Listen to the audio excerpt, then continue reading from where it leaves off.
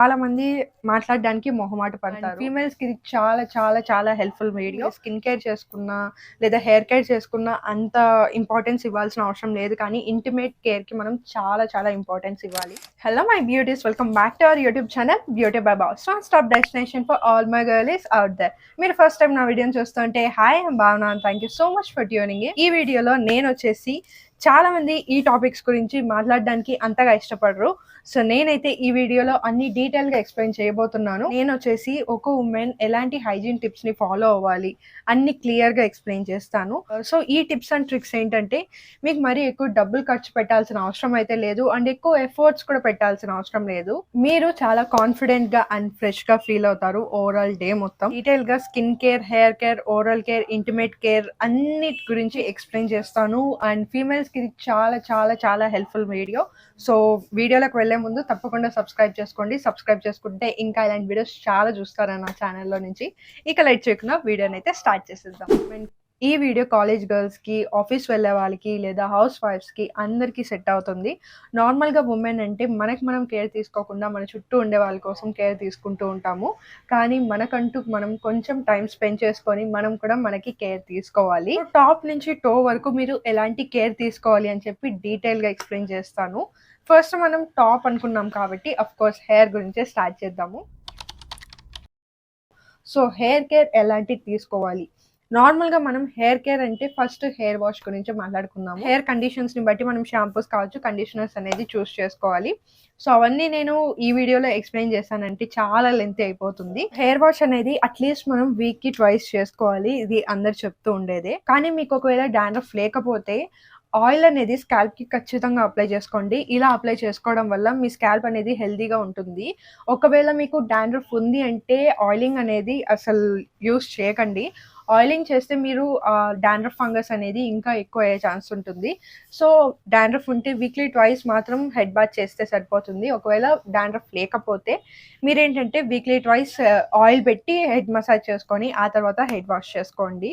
So మీకు ఒకవేళ dandruff ఉంటే యాంటీ డాండ్రఫ్ షాంపూస్ ఉంటాయి, అవి ట్రై చేయండి. నేను వచ్చేసి విష్ కేర్ నుంచి యాంటీ డాండ్రఫ్ షాంపూ ఒకటి ఉంది, సో అది నాకు బాగా వర్క్ అయింది. సో మీరు ఒకవేళ ట్రై చేయాలనుకుంటే తప్పకుండా ట్రై చేయండి. నెక్స్ట్ వచ్చేసి హెయిర్ మాస్క్స్. సో ఈ హెయిర్ మాస్క్స్ అనేది మనం అట్లీస్ట్ మనకి 2 times అలా యూస్ చేసామంటే మన హెయిర్ అనేది తక్కువ డ్యామేజ్ అవుతుంది, చూడడానికి చాలా హెల్దీగా ఉంటుంది, ఫ్రిజ్ కూడా చాలా వరకు కంట్రోల్ చేస్తుంది. మనకి మార్కెట్లో చాలా మంచి హెయిర్ మాస్క్స్ ఉన్నాయి, డవ్ ఉంది, అలానే బ్యూటీ ఆఫ్ ప్లానెట్ నుంచి. ఈ 2 హెయిర్ మాస్క్ చాలా బాగుంటాయి, ట్రై చేయండి. హెయిర్ వాష్ చేసిన ప్రతిసారి కండిషనర్ని యూస్ చేయండి. కండిషనర్ మీరు యూస్ చేయడం వల్ల మీ హెయిర్ లెన్స్ ఉంటాయి కదా, చూడడానికి చాలా హెల్దీగా ఉంటుంది, ఫ్రిజ్ని కూడా చాలా వరకు కంట్రోల్ చేస్తుంది, మంచిగా నరిష్ అయి ఉంటుంది అనమాట. అండ్ స్ప్లిట్ ఎండ్స్ కూడా రావడానికి తక్కువ ఛాన్స్ ఉంటుంది. కండిషనర్ మనం ఏంటంటే జస్ట్ లెన్స్ కి మాత్రమే అప్లై చేసుకోవాలి, షాంపూ వచ్చేసి స్కాల్ప్ అప్లై చేసుకోవాలి, అండ్ కండిషనర్ వచ్చేసి మనం ఇక్కడ ఈ మాత్రం లెంత్ కొంచెం వదిలేసి అప్లై చేసుకోండి కండిషనర్ అనేది. ఎందుకంటే మీరు ఇక్కడ నుంచి స్టార్టింగ్ స్కాల్ప్ నుంచి అప్లై చేసుకున్నా ఏం ప్రాబ్లం ఉండదు. ఒకవేళ అప్లై చేసుకున్నారంటే కండిషనర్లో ఆల్రెడీ మనకి ఏంటంటే నరిష్ చేసే ఇంగ్రీడియంట్స్ ఉంటాయి కదా, మన స్కాల్ప్కి ఆల్రెడీ ఆయిల్ వచ్చేస్తుంది న్యాచురల్గా. ఆ ఆయిల్ కావచ్చు, మనం ఇప్పుడు మళ్ళీ ఎక్స్ట్రాగా నరిష్మెంట్ ఇస్తున్నాం కదా, అది ఇంకా ఎక్కువ గ్రీజీ చేసే ఛాన్సెస్ ఉంటుంది మీ హెయిర్ని. అందుకే మనం జస్ట్ లెన్స్కి ఇంత గ్యాప్ ఇచ్చి అప్లై చేసుకున్నామంటే ఇక్కడ ఉన్న హెయిర్కి మంచిగా మనకి షైన్ ప్రొవైడ్ అవుతుంది, అలానే హైడ్రేషన్ కూడా ప్రొవైడ్ అవుతుంది. సో కండిషనర్ స్కాల్ప్కి అప్లై చేసుకుంటే చాలామంది భయపడుతూ ఉంటారు హెయిర్ ఫాల్ ఎక్కువ అవుతుందా అని చెప్పి. అలా ఏమవుదు, కాకపోతే ఎక్సెస్ ఆయిల్ అనేది మీకు వచ్చేస్తుంది, అందుకే కండిషనర్ మనము స్కాల్ప్కి అయితే అప్లై చేసుకోము. ఇప్పుడు మనం వచ్చేసి స్కిన్ కేర్ గురించి మాట్లాడుకుందాం. సో స్కిన్ కేర్ మీరు ఆల్రెడీ నా వీడియోస్లో చూసింటే నేను ఆల్మోస్ట్ అన్ని స్కిన్ టైప్ వాళ్ళకి చేశాను, ఏ స్కిన్ కేర్ ప్రోడక్ట్స్ యూజ్ చేయాలి అని చెప్పి ఒక ప్లేలిస్ట్ కూడా నేను చేశాను. మీకు ఒకవేళ ఇంట్రెస్ట్ ఉంటే డిస్క్రిప్షన్లో ఇచ్చింటాను, చెక్ చేయండి ఈ వీడియో అయిన తర్వాత. అండ్ ఇప్పుడు మీరు ఒక basic skin care already follow అవుతుంటారు, సో అది చేసుకుంటే సరిపోదా అని అడిగితే ఇంకొన్ని ఇంప్లిమెంట్ చేసుకున్నారంటే మీ స్కిన్ అనేది ఇంకా కొంచెం హెల్దీ అయ్యే ఛాన్స్ ఉంటుంది. సో స్కిన్ కేర్ బేసిక్గా మీరు నార్మల్గా సిటిఎం కావచ్చు అవి ఫాలో అయిన తర్వాత వీక్లీ వన్స్ లేదా ట్వైస్ ఏంటంటే మీరు స్క్రబ్ చేసుకున్నారంటే dead skin cells, clogged pores ఇవన్నీ మనకి మంచిగా అవుతాయన్నమాట. అండ్ పింపుల్స్ రావడానికి కూడా తక్కువ ఛాన్స్ ఉంటుంది. నెక్స్ట్ వచ్చేసి మీరు ఎంత వీలైతే అంత బాడీకి సపరేట్ టవల్ పెట్టుకోండి. అలానే ఫేస్కి ఒక సపరేట్ టవల్ని యూజ్ చేశారంటే బ్యాక్టీరియా అనేది బాడీ నుంచి ఫేస్కి స్ప్రెడ్ అవ్వదు అండ్ పింపుల్స్ రావడానికి తక్కువ ఛాన్స్ ఉంటుంది. అండ్ నెక్స్ట్ వచ్చేసి స్కిన్ కేర్ చేసుకునేటప్పుడు కావచ్చు లేదా ఫేస్ని మీరు హ్యాండ్తో టచ్ చేస్తున్నారు అంటే శానిటైజర్ అన్న యూజ్ చేయండి లేదా హ్యాండ్ వాష్ ఖచ్చితంగా చేసి ఆ తర్వాత ఫేస్ని టచ్ చేయండి. డైరెక్ట్గా హ్యాండ్ని ఇలా టచ్ చేశారంటే ఇందులో ఉన్న బ్యాక్టీరియా అంతా మన ఫేస్ పైన స్ప్రెడ్ అయ్యి పింపుల్స్ వచ్చే ఛాన్స్ ఉంటుంది. సో స్కిన్ కేర్ చేసుకునేటప్పుడు కావచ్చు లేదా ఫేస్ని మీరు ఎప్పుడైనా టచ్ చేసేటప్పుడు శానిటైజర్ అయినా యూజ్ చేయండి లేదా హ్యాండ్ వాష్ చేసి ఆ తర్వాత మీరు ప్రోడక్ట్స్ అనేది స్కిన్ పైన అప్లై చేసుకోండి, ఫేస్ పైన స్కిన్కి. అండ్ సన్ స్క్రీన్ అనేది మస్ట్, ఎలాంటి ఏజ్ వాళ్ళైనా సన్ స్క్రీన్ అనేది యూజ్ చేయాలి. వచ్చేసి రెగ్యులర్గా మేకప్ వేసుకుంటారు అంటే డబుల్ క్లెన్సింగ్ అనేది చాలా ఇంపార్టెంట్. డబుల్ క్లెన్సింగ్ అంటే ఫస్ట్ వచ్చేసి మనం క్లెన్సింగ్ ఆయిల్ లేదా క్లెన్సింగ్ బామ్ లేదా మిసెలర్ వాటర్తో మేకప్ని నీట్గా రిమూవ్ చేస్తాము. ఆ తర్వాత మళ్ళీ ఫేస్ వాష్ చేస్తాము. దీన్ని డబుల్ క్లెన్సింగ్ అంటారు. సో మెయిన్గా కాన్సన్ట్రేట్ చేయాల్సింది మేకప్ వేసుకున్నప్పుడు ఇలాంటి హెయిర్ లైన్స్ చోట అనమాట. ఇక్కడ కూడా మనకి ప్రోడక్ట్ అనేది అలానే ఉండిపోతుంది. చాలా మంది దాన్ని నెగ్లెక్ట్ చేస్తారు. సో దానివల్ల ఏంటంటే మనకి ప్రోడక్ట్ ఇక్కడే ఎక్కువ డిపాజిట్ అయ్యి మనకి పింపుల్స్ వచ్చే ఛాన్స్ ఉంటుంది. సో అందుకే డబుల్ క్లెన్సింగ్ చేసేటప్పుడు హెయిర్ లైన్ దగ్గర కూడా మంచిగా ఇలా స్క్రబ్ చేసుకోండి. మిసెలర్ వాటర్ తీసుకొని నీట్గా ఇలా డాబ్ చేసుకున్నారంటే ఇక్కడ ఉన్న ప్రోడక్ట్ అంతా కూడా వచ్చేస్తుంది. అండ్ నెక్స్ట్ వచ్చేసి మేకప్ గురించి మాట్లాడుకుంటున్నాం కాబట్టి మేకప్ బ్రషెస్ అనేది రెగ్యులర్ గా మీరు క్లీన్ చేసుకోవాలి. మేకప్ బ్రషెస్ క్లీన్ చేయకపోయినా కూడా మనకి పింపుల్స్ వస్తాయి. సో దాంట్లో ఉన్న బ్యాక్టీరియా అనేది మనం ఫేస్ పైన డైరెక్ట్ గా యూస్ చేస్తాం కదా ఆ బ్రషెస్ అనేది. సో ఫేస్ పైన వెళ్ళి మళ్ళీ బ్యాక్టీరియా ఫామ్ అయ్యి మళ్ళీ పింపుల్స్ వస్తాయి. సో మేకప్ బ్రషెస్ ఖచ్చితంగా మీ దగ్గర ఎక్కువ బ్రషెస్ ఉంటే మంత్లీ ఒకసారి క్లీన్ చేసుకోండి. తక్కువ బ్రషెస్ ఉంటే మీరు రెగ్యులర్ గా యూజ్ చేస్తారంటే వీక్లీ వన్స్ అలా క్లీన్ చేసుకున్నారంటే మీకు మంచి స్కిన్ అనేది ఉంటుంది అనమాట. అండ్ బ్యాక్టీరియా కూడా స్ప్రెడ్ అవ్వకుండా ఉంటుంది. అండ్ నెక్స్ట్ వచ్చేసి ఇంటిమేట్ కేర్ లేదా పీరియడ్ కేర్. ఇది చాలా మంది మాట్లాడడానికి మొహమాట పడతారు. యాక్చువల్లీ ఇది మన బాడీలో ఒక పార్ట్ కాబట్టి నేను దాని గురించి కూడా మాట్లాడదాం అని అనుకుంటున్నాను ఈ వీడియోలో. సో ఇంటిమేట్ కేర్ అనేది చాలా చాలా ఇంపార్టెంట్. మీరు స్కిన్ కేర్ చేసుకున్నా లేదా హెయిర్ కేర్ చేసుకున్నా అంత ఇంపార్టెన్స్ ఇవ్వాల్సిన అవసరం లేదు. కానీ ఇంటిమేట్ కేర్కి మనం చాలా చాలా ఇంపార్టెన్స్ ఇవ్వాలి.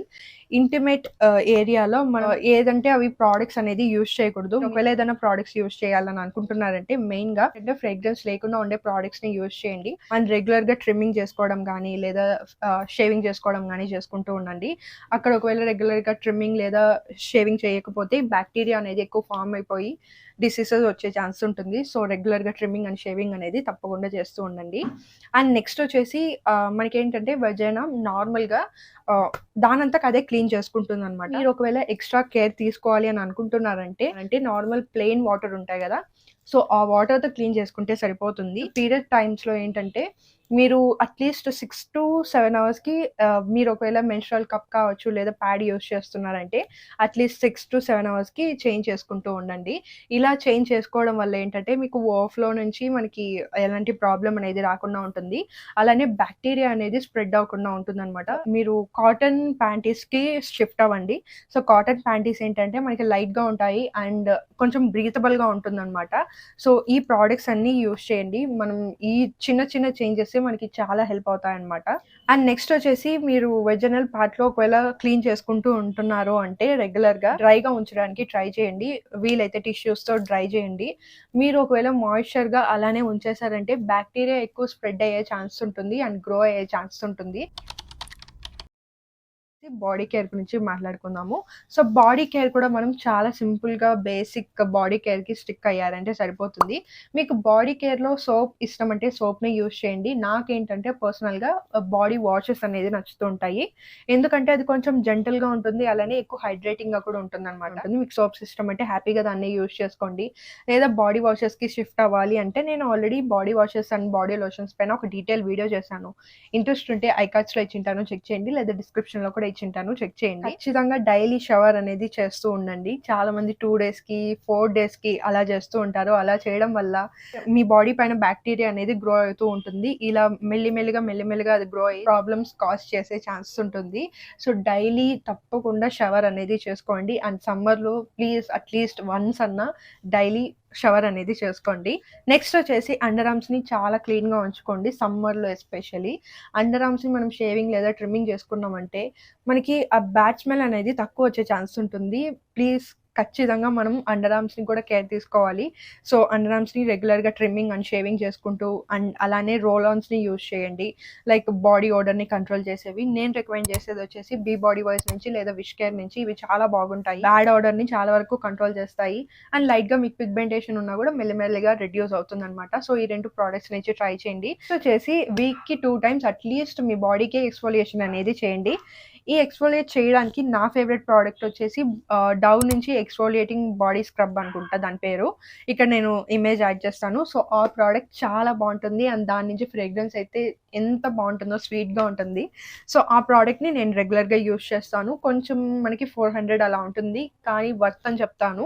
ఈజీగా మనకి 3-4 మంత్స్ దాకా వస్తుంది అండ్ స్కిన్ చాలా సాఫ్ట్ చేస్తుంది ఇది యూజ్ చేసిన తర్వాత. మీ స్కిన్ పైన డెడ్ స్కిన్ సెల్స్ లేదా లైట్‌గా ట్యాన్ అయ్యి ఉన్నా ఈజీగా రిమూవ్ చేస్తుందన్నమాట. సో, దాన్ని ఒకసారి ట్రై చేయండి. ఎక్స్ఫోలియేషన్ అనేది చేయండి. మీరు ఈ ప్రోడక్ట్‌తోనే చేయాలని ఏం లేదు.